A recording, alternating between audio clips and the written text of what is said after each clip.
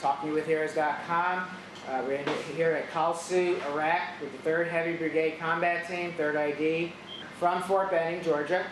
And we're here with Sergeant Craig Obeso. Welcome, Sergeant, Talking with Heroes. Hey, how you doing today? Good. Why don't you tell our listeners a little bit about yourself, how long you've served, and where you're from? Okay, well, first off, my name's Sergeant Craig Obeso. Just call me Craig. I've been in the military for about 4.5 years. It's been a pretty good lifestyle so far. The first deployment was in 2007, 2008. Didn't work with the Iraqi security forces just yet. I was a young private, so I stayed in Battalion. I really didn't roll outside the wire too much, didn't see too much combat. But I would like to first and foremost send my condolences out to the Johnson family, because that was my best friend. I lost him in OF5, but you know, rest in peace. But on a good note, we did a couple good things. You know, wrapped up a couple bad guys.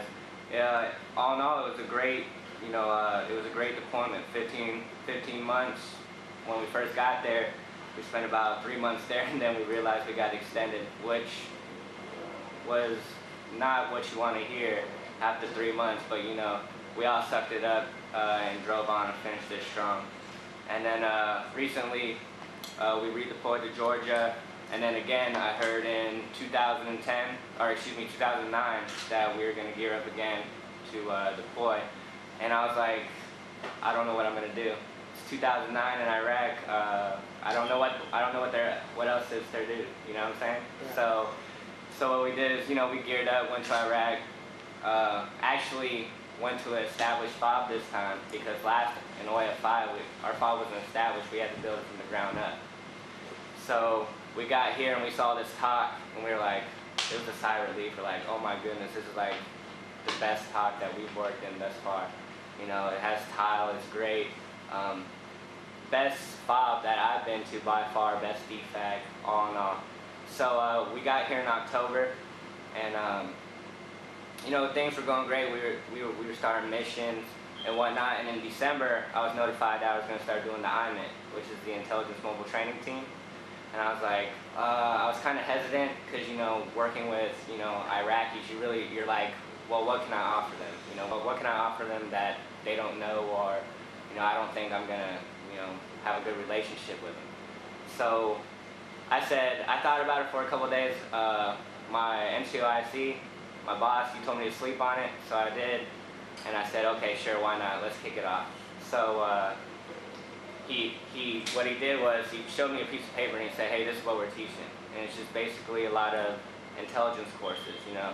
It goes from the role of intelligence officer and non-commissioned officer to intelligence preparation of the battlefield, getting them to know, you know, what they have to know before they even start a mission, you know, before they even prep or go out to wrap up a bad guy. So we started that in January, and I didn't know what to think. And the first people we taught was the Department of Border Enforcement. It was the 5th DB. And we got there and we're like, okay, well, we're gonna brief these slides. And some of the slides were self-explanatory. We could just say, hey, can you just read off these slides? Well, little did we know is that some of them can't read or write. So what we had to do is we had to wing it. So we had to, you know, start showing a lot of examples, showing them, hey, this is what right is to us. You know, here's a way, but it's not the way. So we kept teaching the 5th DBE until we came across FOB Hotel, which was the 30th Brigade, the IA. So we started teaching the Iraqi Army in March, and I was like, okay, we're gonna start teaching the Iraqi Army, so, you know, they must be pretty high speed. And come to find out, I gave them kind of benefit of doubt. I was like, maybe some of them can't read or write, but all of them could read and write.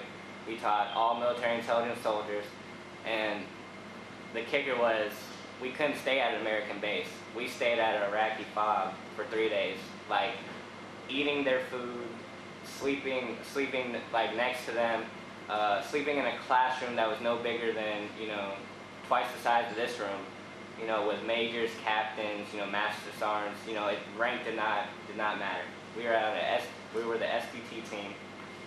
I think it stands for Strategical Transitional Team, and it was an experience. You know, same funny story is I had to go to the restroom one time, and I have to use their facilities, and their restrooms are not exactly like ours.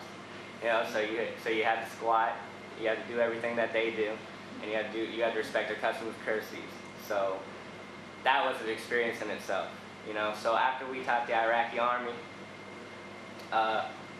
we kept on doing bigger and better things. Our next biggest mission was we taught the federal police, the Iraqi police, and the Iraqi Army within the same room over at Cobb Delta.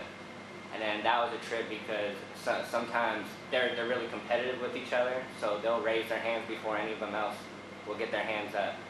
And you know, and it was pretty good because in Iraq there's not the thing that we strive between the Iraqi security forces is communication flow. And even within our army we have communication. We need to practice communication flow too. So with them it's even worse, and that's what we were trying to do. And I think we established it within that classroom, and we continued teaching. You know, I did a mission this month. It went pretty well. We taught the Iraqi Army over at Cos Echo, the 8th IA Division, and they were all pretty squared away.